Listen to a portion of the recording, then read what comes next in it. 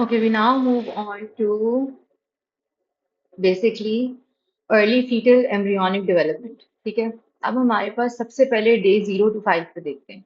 Day 0 to 5 पे आपके पास fertilisation होती है। फर्टिलाइजेशन की वजह से स्पर्म और ओवोसाइट कनेक्ट हो रहा होता है। स्पर्म और ओवोसाइट जब कनेक्ट होता है तो आपको जाइगोट देता है। ये जाइगोट डिप्लॉयड होता है। ठीक है, it occurs in the ampulla of the fallopian tube.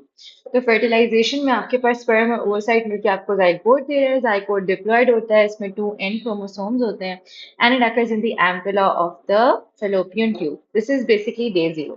हम इसके बाद चलते हैं डे 1 to 3 पे। डे 1 to 3 पे हमारे पास क्लीवेज हो रही होती है। अगर हम गौर से देखें तो यहाँ पे क्या हो रही है, क्लीवेज हो रही है। We have rapid mitotic division. Size में कोई फर्क नहीं पड़ा, as you can see the size is not changing, but since the rapid mitotic divisions are happening, you are basically getting a blastomere। इसको हम कहते हैं डे 2 to 3 पे आपके पास ब्लास्टोमियर होता है। अभी तक इसमें जोना पेलूसिडा प्रेजेंट होता है। ठीक है, फिर हम डे 4 पे आ जाते हैं। डे 4 पे हम जिस चीज को कहते हैं ये मोरेला होता है। Morula is basically a solid ball of cells. इसमें 16 सेल्स होते हैं and it's still traveling towards the uterus. We then have a blastocyst at day 5।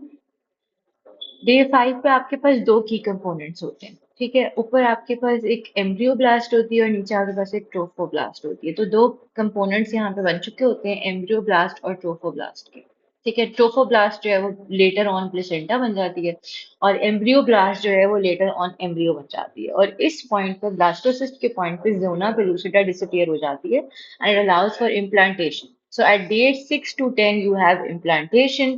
The blastocyst basically sticks to the endometrium at day 6 and the trophoblast invades the uterine wall. अब trophoblast आप यहाँ पे देखते हो कि uterine wall को invade कर रही है, which is why ये placenta ही बन जाती है। ठीक हो गया। इस पॉइंट पे डे 6 to 10 पे जब ट्रोफोब्लास्ट इन्वेड करती है यूट्रस के अंदर, आपके पास HCG सिक्रीशन बिगिंस। ठीक है, यहाँ पे ह्यूमन कोरियोनिक गोनाडोट्रोपिन की सिक्रीशन बिगिन हो जाती है and this basically maintains the corpus luteum. This is the basis of pregnancy test. If this implantation fails and the pregnancy does not continue, you still get an HCG detectable at 8 to 10 days post fertilization. Now, week 1 की summary क्या है? हमारे पास fertilisation है, हमारे पास यहाँ पे cleavage हो रही थी, फिर हम ब्लास्टोसिस्ट फॉर्म कर रहे थे जो कि 16 बॉडी सेल्स था। उससे पहले यहाँ पे ब्लास्टोमियर फॉर्म हो रहा था। स्टार्ट ऑफ इम्प्लांटेशन होता है और उसके बाद HCG begins. We then get week 2. Week 2 is basically the rule of twos. अब हमने अभी तक पढ़ा था कि यहाँ पे डे 7 to 10 पे इम्प्लांटेशन हो रही थी। जब इम्प्लांटेशन होती है तो जो सेल्स इम्प्लांट हो रहे होते हैं यूट्रस की वॉल में वो प्लेसेंटा बना रहे होते हैं। ठीक है, अब इसके बाद सेल मैस की डिफरेंशिएशन होना शुरू हो जाएगी। तो वीक 2 जो है ना, it's basically the rule of twos. ये इसमें बायलैमिनर एक डिस्क बनती है। ये देखना, बायलैमिनर डिस्क। बायलैमिनर डिस्क कैसे बनती है? सेल्स डिफरेंशिएट करते हैं। ठीक है, तो week 2 is 2 weeks and 2 layers. अब वीक 2 में और चीजें भी क्या बनती हैं? आपके पास एक एमनियोटिक कैविटी बन जाती है। पहले आप देखोगे कि सेल मैस की डिफरेंशिएशन कैसे होती है। ये बाहर का टोफोब्लास्ट था जो कि इन्वेड कर रहा था, प्लेसेंटा बना रहा था। अंदर आपके पास ये हाइपोब्लास्ट है, नीचे हाइपोब्लास्ट है और ऊपर एपीब्लास्ट है। हाइपोब्लास्ट और एपीब्लास्ट मिलके एक बायलैमिनर डिस्क बनाते हैं। ठीक है, अब हमारे पास यहाँ पे योग सैक भी आ गई है, एक्स्ट्रा एम्ब्रियोनिक मेसोडर्म आ जाता है और कोरियोनिक कैविटी आ जाती है। ठीक है, अगर हम यहाँ पे देखना शुरू करें तो वीक 2 में हमारे पास ये एपीब्लास्ट है। ये हमारी बायलैमिनर डिस्क है जिसके अंदर यहाँ पे आपके पास क्या आता है? हाइपोब्लास्ट, एपीब्लास्ट दोनों मिलके आपके पास बायलैमिनर एम्ब्रियोनिक डिस्क बना रहे हैं। ये बाहर सारा एमनियोन है, अंदर एमनियोटिक सैक की कैविटी है। ये एमनियोटिक सैक होता है, ये योग सैक है। तो हाइपोब्लास्ट नीचे जाके अपना योग सैक बनाता है और एम्ब्रियोब्लास्ट ऊपर आके अपनी एमनियोटिक सैक कैविटी बनाता है। ये आपकी ट्रोफोब्लास्ट से लेयर्स बन रही हैं, जिसको हम बाद में देखेंगे कि ये काफी सारी लेयर्स होती हैं। तो ये बायलैमिनर डिस्क बन जाती है। ठीक है, ऊपर नीचे आपके पास क्या है? ट्रोफोब्लास्ट है। ऊपर क्या है? एपीब्लास्ट है और उसके बीच में क्या है? हाइपोब्लास्ट। तो हाइपो एपीब्लास्ट क्या करता है? एपीब्लास्ट फर्दर ऑन डिफरेंशिएट करके अपनी एक एमनियन बनाता है। एमनियन के अंदर एमनियोटिक साइड कैविटी होती है। और हाइपोब्लास्ट क्या करता है? हाइपोब्लास्ट नीचे जाके सर्कल बना के योग सैक बना देता है। ठीक है, तो यहाँ पे आपके पास ये योग सैक है, ये एमनियन है, एमनियोटिक कैविटी है। ये ऊपर नीचे आपके पास हाइपोब्लास्ट, ये है हाइपोब्लास्ट है, ये एपीब्लास्ट है, दोनों मिलकर बायलैमिनर डिस्क बना देते हैं। ठीक है, तो ये सारी चीजें हमारे पास कब बन जाती हैं, वीक 2 में बन जाती हैं। ठीक है, moving on, the clinical relevance is weak 2 में इट्स एन ऑल और नथिंग पीरियड। ठीक है, वीक 2 आपका ऑल और नथिंग पीरियड होता है। यहाँ पे टेराटोजन जो है they usually cause either a complete embryonic loss or no defect at all. So week 2 is basically the most important part. We then move on to week 3। Week 3 में हमारे पास 3 layers की formation होती है, ectoderm, mesoderm और endoderm. ठीक है, week 3 में आपके पास गैस्ट्रुलेशन होती है। गैस्ट्रुलेशन जो है ना वो एक ट्राइलैमिनर डिस्क बनाती है। The epiblast cells migrate through the primitive streak to form the germ layers. ठीक है, अब जर्म रेज हमें क्या क्या देती हैं, पहले हमें एक्टोडर्म देती है जो हमें स्किन, सीएनएस और पेरिफेरल नर्वस सिस्टम देती है। फिर हमें मेसोडर्म देती है, मेसोडर्म हमें मसल, बोन, हार्ट देती है। ठीक है, और फिर हमारे पास एंडोडर्म होती है। एंडोडर्म हमें जीआई ट्रैक्ट और लंग्स देती है। ठीक है, ये तीन हमारे पास लेयर्स आ जाती है। ठीक है, अब हम प्रिमिटिव स्ट्रीक थोड़ा सा देख लेते हैं कैसे ये एपीब्लास्ट सेल्स माइग्रेट करते हैं through the primitive streak to form this. ठीक है, ये देखें, यहाँ पे हमारे पास ऊपर क्या था, एपीब्लास्ट था और नीचे क्या था, हाइपोब्लास्ट था। तो जो एपीब्लास्ट सेल्स होते हैं ना, यहाँ पे नजर आ रहे हैं आपको, जो ऊपर के जो एपीब्लास्ट सेल्स हैं ये नीचे जाके प्रिमिटिव स्ट्रीक की थ्रू माइग्रेट करते हैं in order to form 3 layers, and then you get these 3 layers of ectoderm, endoderm and mesoderm. ठीक है, ये आपकी सबसे, ये वाली मेसोडर्म है, ये मेसोडर्म है। ठीक है, और ये आपकी आगे मैं दिखाती हूँ कैसे एक्टोडर्म और एंडोडर्म नजर आती है।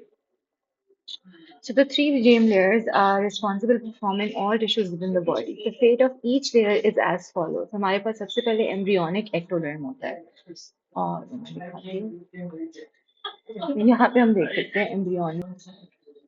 अब यहाँ पे हमें एम्ब्रियोनिक एक्टोडर्म नजर आ रहा है, which is located on the dorsal surface of the embryo, और ये सब डिवाइडेड होता है इनटू न्यूरल एक्टोडर्म और सरफेस एक्टोडर्म। एनीवेज, हमें ये पता है कि यहाँ पे आपका एम्ब्रियोनिक एक्टोडर्म है। उसके बाद हमारे पास एक एम्ब्रियोनिक मीजोडर्म होता है। यहाँ पे आप देखें इंट्राएम्ब्रियोनिक मीजोडर्म नजर आ रहा है, यहाँ पे भी इंट्राएम्ब्रियोनिक मीजोडर्म नजर आ रहा है। ठीक है, जो मीजोडर्म है थोड़ा सा बिट डाइवर्स होता है। This gives rise to a paraxial, intermediate और लैटरल पेट मेसोडर्म, लेकिन इसको अभी हम छोड़ देते हैं। हम आगे चलते हैं और देखते हैं कि एम्ब्रियोनिक एंडोडर्म क्या करता है। यहाँ पे हमारे पास एम्ब्रियोनिक एंडोडर्म है और यहाँ बीच में नोटोकॉर्ड है। ये नोटोकॉर्डल प्लेट है और ये नोटोकॉर्ड है। ठीक है, एंडोडर्म जो है, अब ये थर्ड लेयर जो है वो एंडोडर्म है। This gives rise to all the aerodigestive epithelium, जो ग्लैंडुलर सेल्स हैं, जीआईटी के, lungs, thymus, thyroid, prostate gland, जो सारे एंडोडर्म से आते हैं। ठीक है, तो ये हमारी तीनों लेयर्स जो है ना, ट्राई लैमिनर प्लेट जो है हमारी, ये हमारी थर्ड वीक में बनती है, और तीनों जर्म लेयर्स हमारी थर्ड वीक में रेडी हो जाती हैं। ठीक हो गया। So basically, अगर हम यहाँ पे देखें तो the gastrulation forms a trilaminar embryonic disc. The cells from the epiblast invaginate down and create a primitive streak, which gives rise to endoderm, mesoderm, and ectoderm. The notochord arises from midline mesoderm, और overlying ectoderm जो है वो neural plate बन जाता है। Midline mesoderm के अंदर से नोटोकॉर्ड अराइज करता है और उसकी ओवरलाइन प्लेट जो है वो न्यूरल प्लेट बन जाती है। और ये मैं यहाँ पे भी दिखा सकती हूँ आपको, जो हमने पिक्चर देखी थी। तो यहाँ पे देखो कि जो मिड लाइन मीजोडर्म है उसमें से क्या बना, ये नोटोकॉर्डराइज हुआ और उसकी जो ओवरलाइन सरफेस थी वो नोटोकॉर्डल प्लेट बन गई है। ठीक है, now we talk about the primitive node and the primitive groove and primitive pit. The primitive node and streak is basically maintained by the HNF3 beta, a product of the FOXA2 gene. Other than this, ये जो protein का presence होता है ये basically फोरबेन और मिडरिड के structures के लिए भी बहुत क्रूशल होता है। हम आगे चल के ये देखते हैं कि एक स्लेंडर सा डिप्रेशन फॉर्म होता है विद इन द स्ट्रीक। जो प्रिमिटिव स्ट्रीक है उसके अंदर एक स्लेंडर सा डिप्रेशन फॉर्म होता है। यहाँ पे आप देखें प्रिमिटिव स्ट्रीक फॉर्म होती है और इसके अंदर एक डिप्रेशन फॉर्म होता है। अब उस डिप्रेशन का क्या फायदा होता है, वो स्ट्रीक के अंदर डेवलप होता है और प्रिमिटिव नोड बना देता है। ठीक है, वहां पे वो प्रिमिटिव नोड बनाता है और एक प्रिमिटिव पिट बनाता है। इसका फायदा क्या होता है कि ये क्रेनियल कॉर्डल एक्सिस के लिए बहुत इंपॉर्टेंट होता है।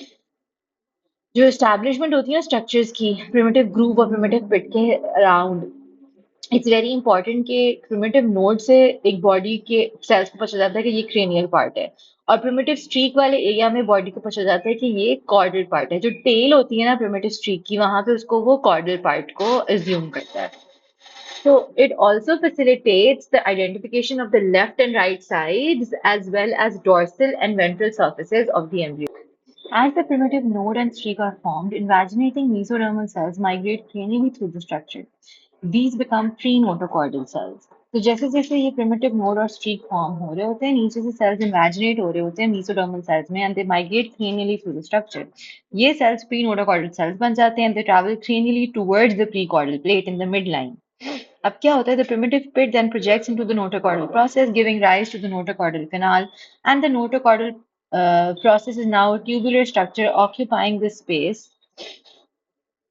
um, between the primitive node to the precaudal plate. अब हम ये देख लेते हैं यहाँ पे तो यहाँ पे हमारे पास न्यूरल प्लेट है और ये नोटोकॉर्ड है तो होता क्या है कि नोटोकॉर्डल सेल्स जब क्रेनियल एंड पे प्रोलिफरेट करते हैं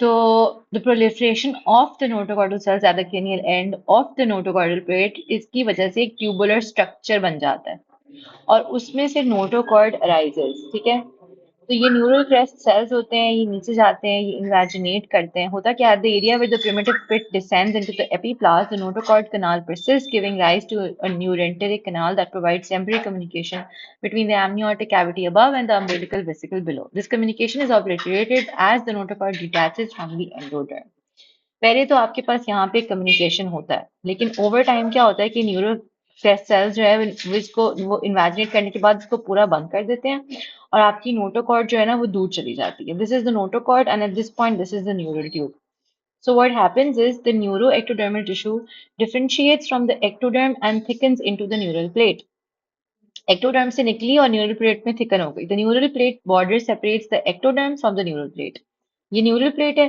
और ऊपर एक्टोडर्म है इस बॉर्डर से इसको सेपरेट कर रही है the neural plate bends dorsally neural plate नीचे आई इमेजिनेट किया with the two ends eventually joining और neural plate borders which are now referred to as the neural crest ये जो बॉर्डर्स हैं इसको हम न्यूरल क्रेस्ट कह रहे हैं the closure of the neural tube disconnects the neural crest From the epidermis, neural crest cells differentiate to form most of the peripheral nervous system. जो नीचे के न्यूरल क्रेस्ट सेल्स रह जाते हैं ये पेरिफेरल नर्वस सिस्टम बनाते हैं और न्यूरल ट्यूब आपकी नीचे बंद हो जाती है The notochord degenerates and only persists as the nucleus pulposus of the intervertebral disc. ये इसका नोटोकॉर्ड का पॉइंट अब क्या रह गया ये बस आपका न्यूक्लियस पल्पोसिस बन जाएगी इंटरवर्टल क्रेस्ट के बीच में other mesoderm cells differentiate into somites the precursors of the axial skeleton and skeletal muscle तो skeletal muscle कहाँ से बनता है सोमाइट से बनता है जो axial skeleton बनाते हैं हमारा ठीक है तो यहाँ पे हमने देख लिया कि the neural tube is formed by the neuroectoderm and closes by week 4 organogenesis होता है यहाँ पे this is extremely susceptible to teratogens week 4 में the heart begins to beat upper and lower limb buds begin to form week 4 पे आप याद रखें 4 limbs and 4 chambers फिर week 6 पे fetal cardiac activity is visible by transvaginal ultrasound week 8 पे fetal movement start होती हैं gait at week 8 क्योंकि वो थोड़ा हिल रहा है तो fetal movement स्टार्ट हो रही है और वीक 10 पे आपको जेनेटेलिया मिलती है which have male and female characteristics अब अगर आपके पास न्यूरल ट्यूब का डिफेक्ट आ जाए यहाँ पे न्यूरल ट्यूब का डिफेक्ट आते हैं तो कौन कौन से आते हैं एनेंसेफली हो जाती है और स्पाइना बिफिडा और दोनों फोलिक एसिड से प्रिवेंट हो सकते हैं all major organs start developing here so this is extremely susceptible to teratogens this is the most dangerous time for drugs infections and radiation फिर हम आते हैं वीक 4 पे वीक 4 जो है ना इसमें heart starts beating and upper और लोअर बर्ड्स आपके अपेयर हो जाते हैं 4 लिम्स हैं और 4 हार्ट चेम्बर्स हैं फिर आपके पास वीक 6 होता है वीक 6 पे fetal cardiac activity is visible on transvaginal ultrasound it is used clinically to confirm viability Then we have week 8 week 8 पे हमारे पास हमने कहा था fetal movement स्टार्ट जाती है और यहाँ पे embryonic period end हो जाता है इस पॉइंट पे हम ऑफिशियली एम्ब्रियो को fetus कहते हैं so we get gait at week 8 the movement begins basically and then at week 10 we get external genitalia that starts showing male and female characteristics तो यहाँ पे हम sex differentiation देख सकते हैं which becomes visible later on imaging